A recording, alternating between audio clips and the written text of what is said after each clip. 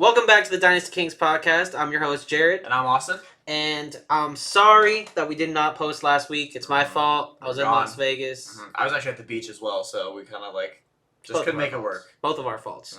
But that is not what we are here to talk about. Yep. We are here to talk about week 5 of the NFL. And we got off to a little bit of a late start. We did not catch Thursday Night Football, which Start DJ Moore. Yeah, start DJ Moore. That's what we were going to say is start DJ Moore and Justin Fields, no matter what, over everybody. Yeah. No, but in all seriousness, my guy was going to be Brian Robinson, and he kind of shit himself. So it's kind of good we didn't talk about that, but I just exposed myself anyway. Yep, start DJ Moore. So yeah, start DJ Moore. If you didn't already, start DJ Moore. Yep.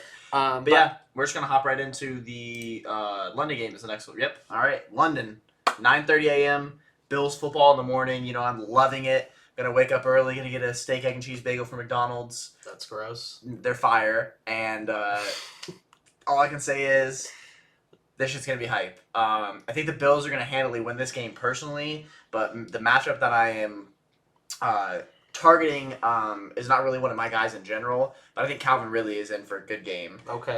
Because the Bills are down Tre'Davious White for the season. He tore his Achilles.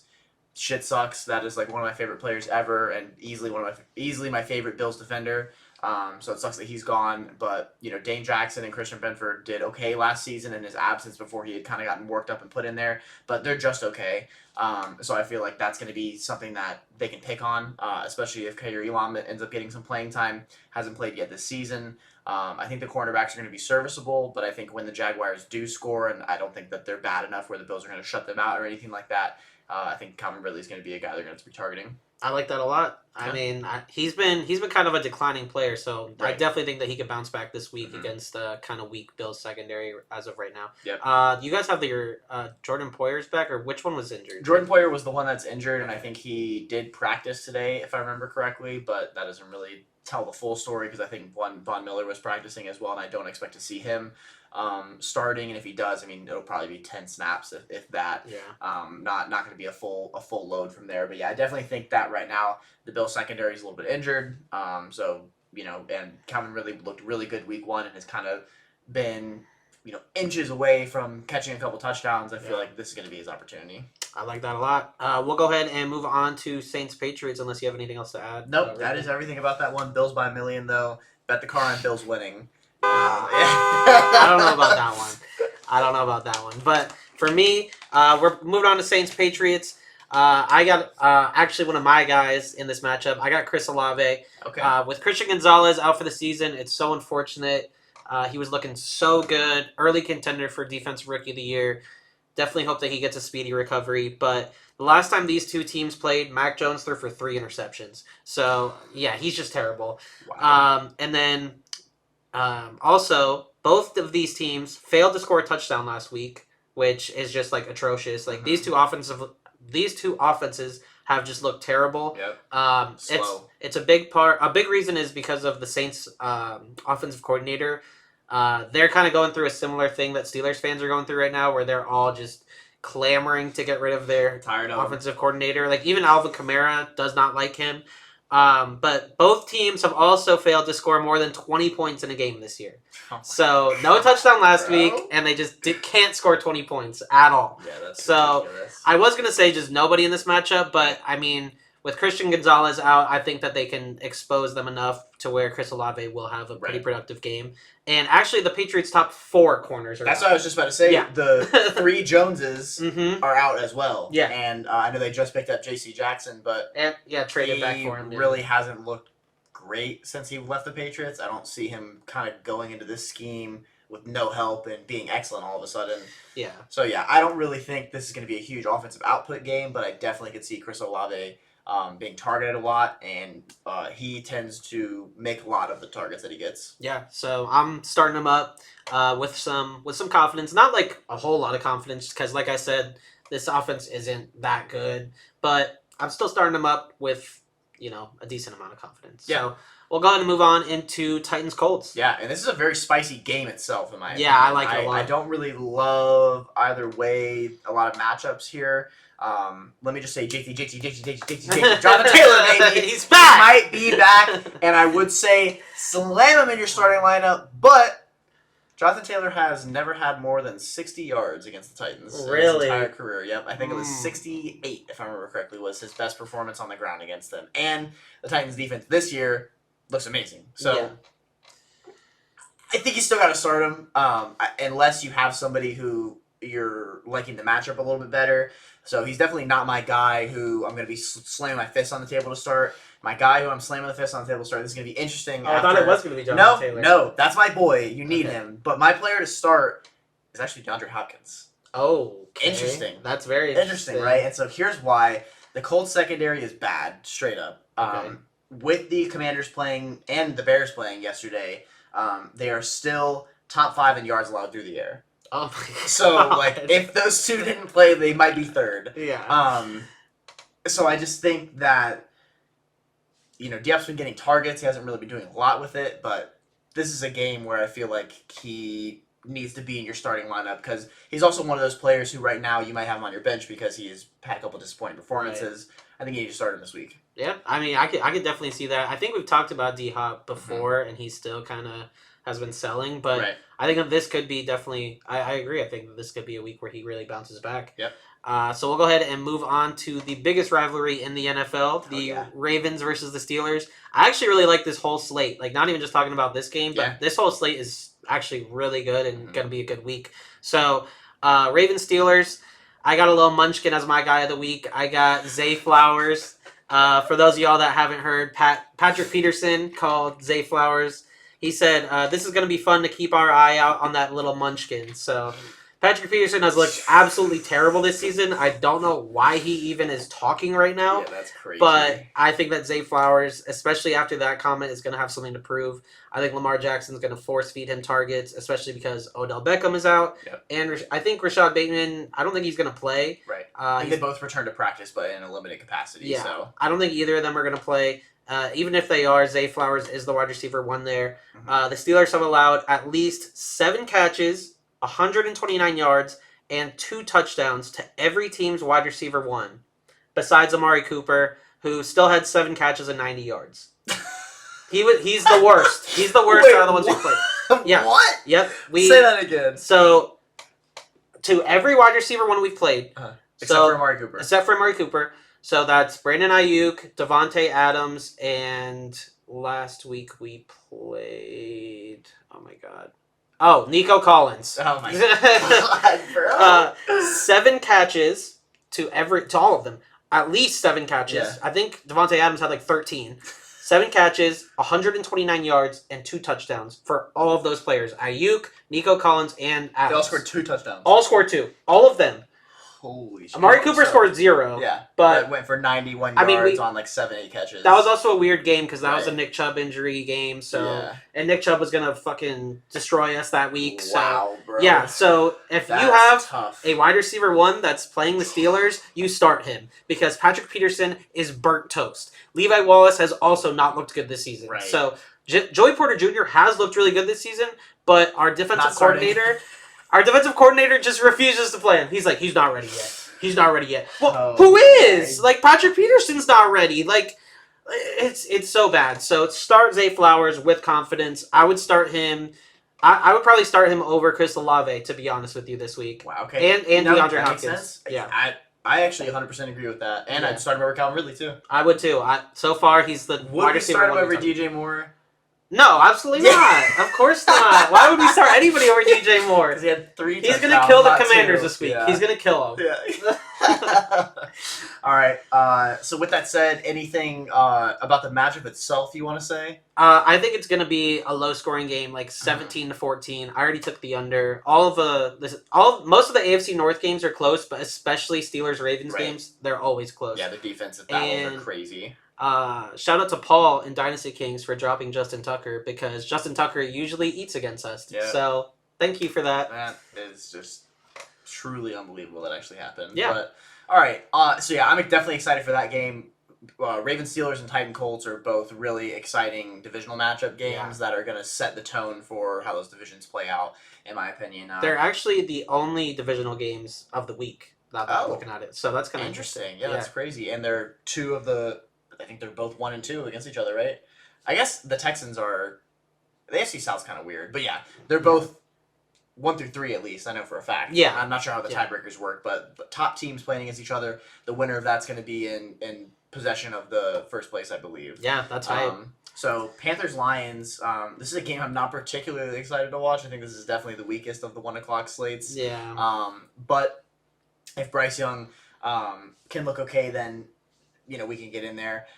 So one of the things that is very, very strange to me is that the Lions are the best run defense in the league at the moment. Yeah. They are allowing only 3.03 yards per carry, and the Panthers have a rough running game in general. So I think that starting any Panthers offensive player is not making any sense to me.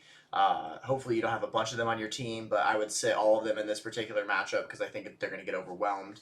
And I am betting the car on a Jameson Williams touchdown. Put him in your lineup if he's playing. Get it in there. He's going for 15 plus. Bet your car on a touchdown. It's Jameson Williams time. I would have bet my car on that. That's kind of a risky bet.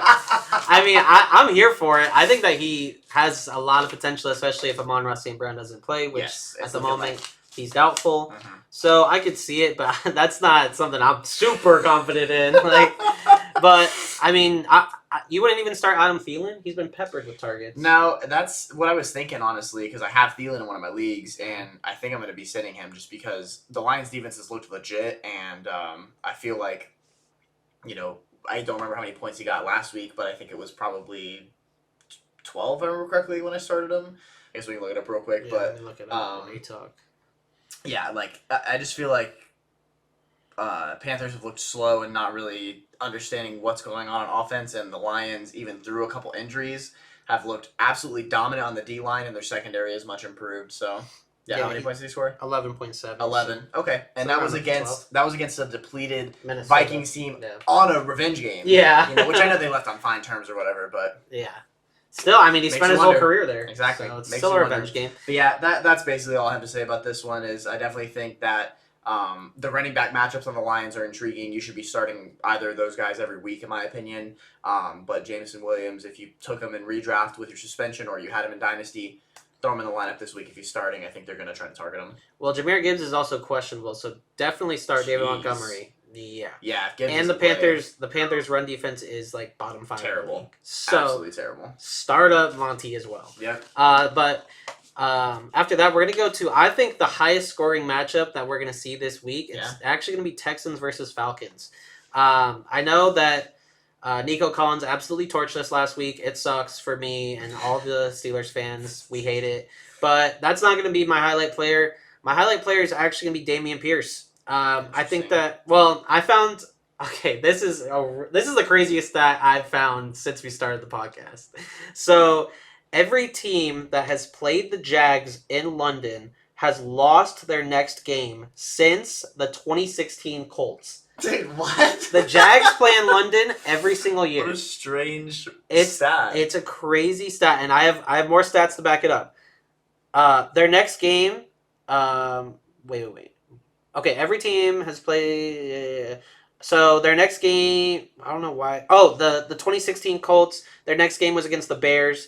The Colts had Andrew Luck, who threw for 322 and 2 touchdowns. T.Y. Hilton had 10 catches, 171 yards, and a touchdown. So Andrew Luck and T.Y. Hilton were like the franchise players on the Colts. The last time that a team that played the Jags won the next game after playing in London. Okay, interesting. Following me? It's kind of confusing. And without a bye week as well, like they played in London and then even with a bye week. There were some teams that had a bye week the next week and then lost the next game still. Interesting. Yeah, since 2016. So bet your car on Texans money line. Yeah.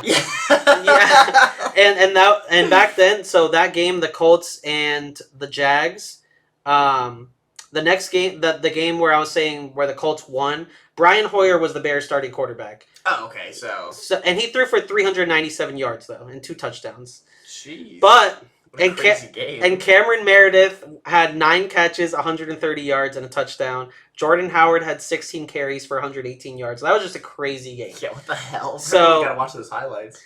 And then I also saw a stat that every running back that the Okay, so God, it's so confusing saying it out loud. So every team that has played the Jags in London The following week, they have allowed a 100-yard rusher as well. Okay. Except Okay. for the past 2 times, and one was a shitter. I don't even remember his name, and one was Derrick Henry, which kind of sucks for my argument. Right, that's strange. But the other ones were like Le'Veon Bell had like a crazy amount of rushing yards. Mm-hmm. Gus Edwards had like 9 carries for like 150 yards. Jeez, the next time, and then some other ones as well. I don't really remember because so you're noticing a pattern between the teams that have played in England allowing a huge rusher. And that's why you're starting Dameon Pierce this week. Yeah. Okay. Yeah, it's a crazy argument, but I'm here for it. Hey, I'm following the trend. Yeah. And so is Dameon Pierce dealing with an injury, or is he over that? I think he's over it. Because I thought he was limited in practice. That could have been earlier in the week. But if he's not playing and Devin Singletary is the lead back, are you starting Singletary? No. Okay. No. Yeah. No.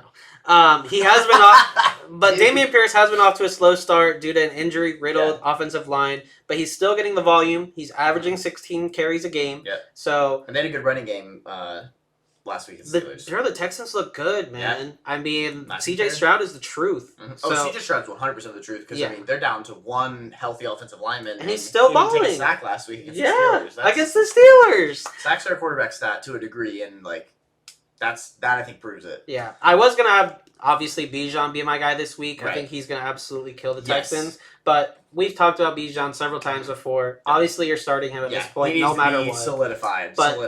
But I think you also can have some confidence starting Dameon Pierce. Yeah, that makes sense. And yeah, I was going to mention too because I did hear on a podcast that I was listening to earlier this week that the Texans' run defense is, I think it's 31st or 32nd. Yeah, so they're bad. I think that, and the Falcons love running the ball, so that's going to be sweet. But yeah, on to I got Giants Dolphins. This is going to be one that is either going to surprise a lot of people or will be over by the first quarter. I think that those are really the only two options. It's either going to be really close and everyone will be like, "Wow, what's happening?" or it's going to be 28-3 or something like normal. I think more.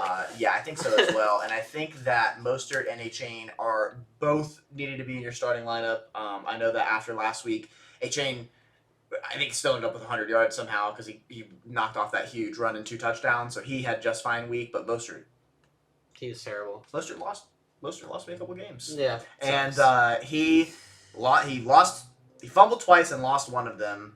But I still definitely think that, especially against a struggling Giants defense, you need both those running backs in your starting lineup, and I think that they're both going to go for close to 100 yards as well. Yeah, I mean, you have to start every player on the Dolphins at this point. I mean, especially against a matchup against the Giants. I mean, they're going to kill them. I don't think it's going to be much of a surprise. I mean, hopefully Saquon is back this week, and that makes sounding like he is. Yeah, it is sounding like he is. So hopefully that makes it a little more interesting. But I'm thinking it's going to be more of like a 3-point game for the Giants again. Yeah, and because the Giants O-line is bad, and they suffered more injuries. Evan Neal looks terrible. He looks like a bust. Yeah, and I mean, he had stretches of good play, so maybe there's a chance. But yeah, he's looking really rough, right? Like a turnstile out there. And so yeah, I think that Dolphins are going to run away with it, and when they have a lead, they're going to keep handing it off to their backs, and that's going to lead to good fantasy points for both of those guys, so I would definitely be starting them. Exactly. All right, we'll move on to the Bengals and the Cardinals. My guy that I'm highlighting this week is James Conner. And when I was looking over my notes, I was like, why did I put this guy? But that's because last week against the Bengals, Derrick Henry looked like King Henry. He had 22 rushes for 122 yards and a touchdown. And a passing touchdown. But James Conner's probably not going to be passing the ball. Bro, if he gets a passing touchdown too, we got to see what the odds are in that. I'll put $1 on James Conner passing touchdown. I bet you'd win like $100 at least. But, I mean, James Conner kind of plays with the same style as Derrick Henry. They're both power backs. They're both bigger guys. And the Bengals offense is the Bengals in general are averaging 12.25 points per game. Yeah. They have 3 touchdowns this season. Yeah. On offense. Yeah, it's bad, bro. So it's a positive game script for James Conner because, I mean, the Cardinals look a lot better than we thought they were. They look better than the Bengals. Yeah. Josh Dobbs has really been... I mean, I always wanted him to stay on the Steelers. I hated that we kept Mason Rudolph and Duck Hodges over him.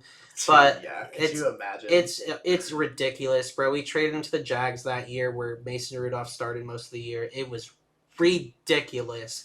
But I'm happy for him. I'm happy that he's, balling in Arizona. It's been fun to watch. Yeah. I got James Conner as my guy this week. No, that makes sense. And the Bengals...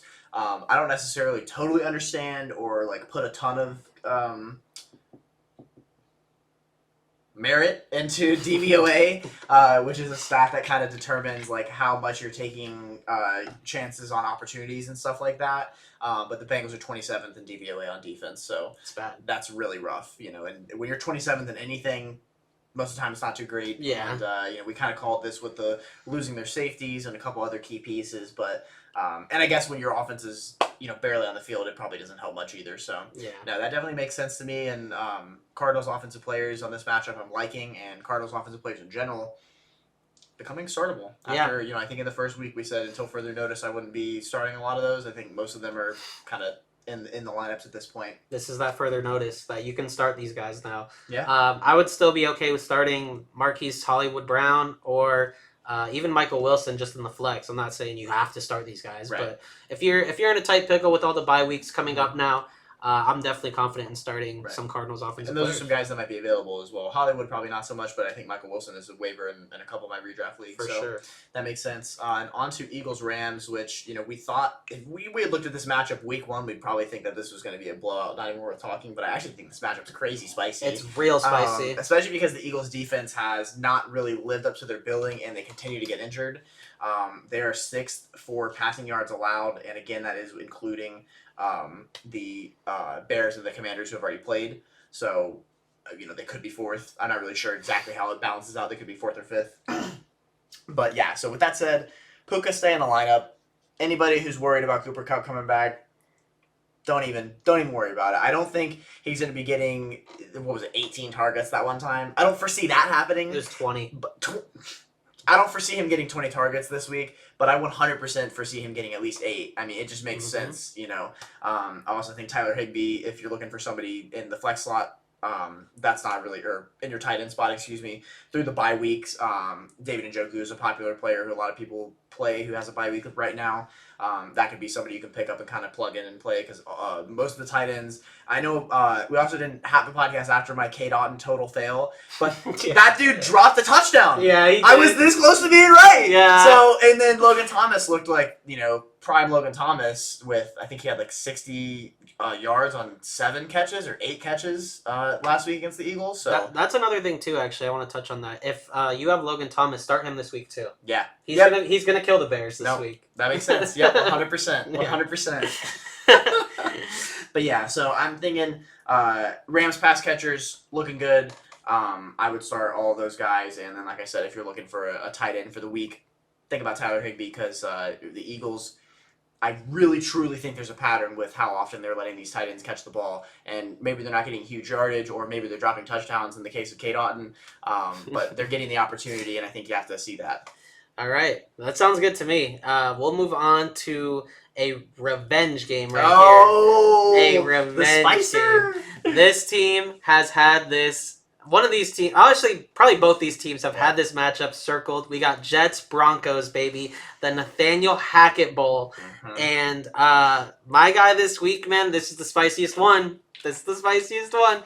Starting Zach Wilson. I'm starting Zach Wilson, bitch. You're sick, bro. Listen, the Sean Payton Nathaniel Hackett beef is finally here. Oh my goodness. And Denver gives up the most points to quarterbacks and running backs. So Zach Wilson and Breece Hall, I'm smashing into my lineup. Yeah, and there are some people who might be a little concerned with Breece Hall these last couple weeks. Put him in there. Yeah, put him in there. It's the Broncos, bro. Look what A-Chain and Mostert just did to these guys a couple weeks ago. I mean, they're gonna kill them. I think that Nathaniel Hackett has something to prove here, and I think he's gonna prove it. And Zach Wilson is coming off the best game that he's had in his entire career last week, and I think he would have won the game if the refs didn't absolutely hoe them and they weren't Swifties.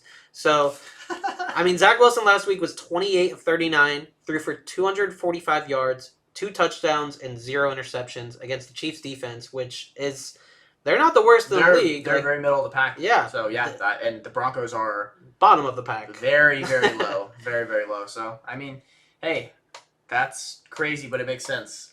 Yeah, I'm really excited to watch this matchup, which is actually crazy because if you told me if you told me Aaron Rodgers got injured and now you have to watch Jets versus Broncos and Zach Wilson's starter, I'd be like, dude, I don't even want to watch that. The Wilson Bowl. Yeah, but now, the Wilson Bowl. But I'm excited for it for sure. Yeah. But that's pretty much all I have to say about it. Is start Zach Wilson, start him. That is wild. I'm ready. If that one works out, that's gonna be. We'll have some words to say. Yeah, I mean, this is probably going to be the one where next week I'm like, yeah, I'm sorry for starting. Starting Zach Wilson. If anybody listened, hey, only one way to find out. Yeah, That's on Sunday at 4:25. The last Sunday at 4:25 game is Chiefs and Vikings, and this game is going to be sick. I think. Yeah.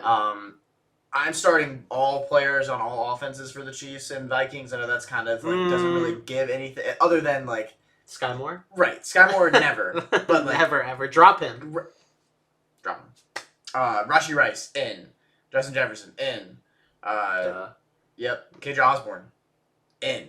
Whoa, is that your guy? Alexander Madison in. No, I don't have a particular guy. Okay. I am just saying like. Pretty much anybody who gets regular snap count time, I think you put in this matchup. I feel like it's going to be like a 28-31 kind of game where everybody gets a bunch of yards, everybody gets a couple of touchdowns. Both these defenses are pretty much right in the average on anything. The Vikings are a little less relevant on the secondary, but the Chiefs are a little bit less relevant in the rushing. So I'd say both of these are close to maybe top 20, top 16 defenses. And because of that, I feel like every offensive player is safe and there's nobody really in particular I think you need to start or sit in this matchup. Yeah, I agree. I mean, besides Sky Moore, obviously. Yes, never. Literally, bro, if it's redraft, get that shitter off your team. If it's Dynasty, get that shitter off your team. Take a third, dude. If someone will give you a third, take it. If you have fourth in your league, take it. That guy sucks. No, I literally think you can drop him and not even regret it.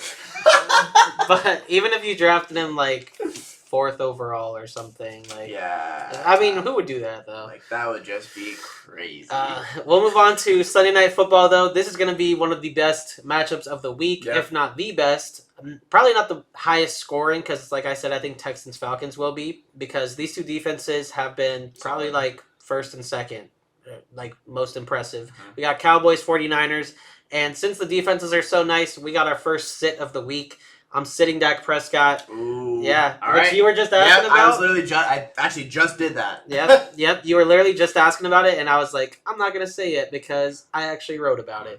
So Dak Prescott has the highest QBR in the NFL when the Cowboys have a lead. When the Cowboys don't have a lead, Dak Prescott has the 26th highest QBR when they're losing or tied, not even just when they don't have a lead. So the Cowboys will have to get off to a quick start this week in order to stand a chance. But I did just see Elijah Mitchell is ruled out for this game, literally a couple minutes before we started recording. That's actually good news. You put him in my IR. Yeah, right now. Yeah. So I mean, you're already starting CMC no matter what. I mean, especially with the scarcity in the running back position right now, you have to start CMC. Like, I mean, I don't need to tell you that. You're going to start most of the players in this matchup. You're going to start CeeDee Lamb. You're going to start George Kittle probably. You're going to start Brandon Ayuk. I think Debo's playing. It's kind of scary to start him. I probably still would. But, yeah, I'm sitting Dak Prescott, though. I mean, hopefully you have, a better quarterback that you can play. I would probably still start him over guys like Bryce Young or Derek Carr or Mac Jones, stuff like that. But this is spicy, but I'm going to start Zach Wilson over Dak Prescott this week. Wow. Yep. Zach Wilson to the moon against the Broncos. I'm super curious to see who ends up scoring more points on that one for sure. Yeah, hey, bet the car on that one. Bet the car on that one. Wilson over Prescott. Zach Wilson scores more than Dak Prescott this week. And then I found something actually kind of spicy too. The 49ers versus Cowboys. This is actually a pretty historic matchup. Like, both teams have 5 Super Bowl rings. Right. And they are actually 19, 19, and 1 against each other. Oh, that's crazy. So this is the tiebreaker. This is for the lead. That's actually sick. Yeah, I mean, that's also wild that they've played that often. Yeah. Out of division, Well, it's because they're so old. Season 2? I'm not sure. Okay. I'm not sure on that one. But it's actually pretty spicy, too, because today the 49ers traded for Randy Gregory, who is a former Cowboy. Earlier this season, the Cowboys traded for Trey Lance, who is a former 49er. So they both have intel on each other's teams. Yeah. So this matchup is just going to be a historic matchup, I think. I think it's going to be one for the books. I hope so. It would be really sweet. Sunday Night Football. That'd be a vibe. Yeah. On to a slightly less exciting matchup. We got Packers-Raiders Monday night. These are two teams that I wouldn't say disappointed, but I guess they're not I do not enjoy watching Raiders games, I don't either. and especially not with Aiden O'Connell behind the helm. Not anymore. Yeah. So was Jimmy G coming back? It was just a concussion, Okay, and good. it looks like he cleared concussion protocol, Okay, so good, he's been yeah. practicing fully. Okay, that's very good because I mean that will help a lot with the watchability of this. But Jordan Love has shown flashes, but is struggling with inconsistency, which is kind of normal for somebody who hasn't even played 10 games in the NFL yet. Yeah. But yeah, the Packers, for a matchup, have the fourth most yards allowed on rushing. And as much as I hate to say this, if you have Josh Jacobs, put him at the top. Yeah. He is probably going to spaz out. So because I say this, I could see Josh McDaniels throwing the ball 50 times. Because, I mean, what did Aiden O'Connell, the first start, had 40 pass attempts or something like that? Yeah. And Josh Jacobs had like 20 carries. But they were also down, weren't they? Yeah, they were also down. They were most of down the a game, lot. But, I mean, it really just doesn't make any sense to me why they're not just prioritizing their best player. But I think even with limited amount of touches, Josh Jacobs is probably going to tear up this Packers run defense because it's just not great. And other than that, I think Devontae Adams is a must start no matter what, even against a really powerful Packers secondary. I am also starting Aaron Jones in this matchup, even though he kind of had a terrible matchup against the Lions. Like I had mentioned earlier, the Lions are actually a really good run defense. Yeah.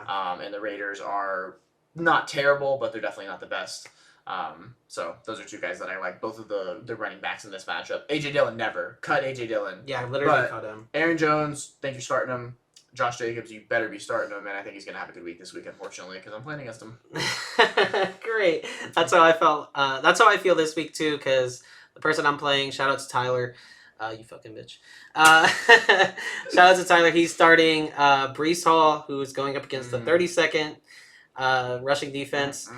He's starting David Montgomery, who's going up against... Okay, all three guys that he's starting are going up against bottom 4 rushing defenses. David Montgomery, Breece Hall, and then Brian Robinson, who I don't think is going to eat this week. He's not going to do anything. Yeah. Guaranteed not going to have a great game. Yeah, he'll probably have like 6 points or something.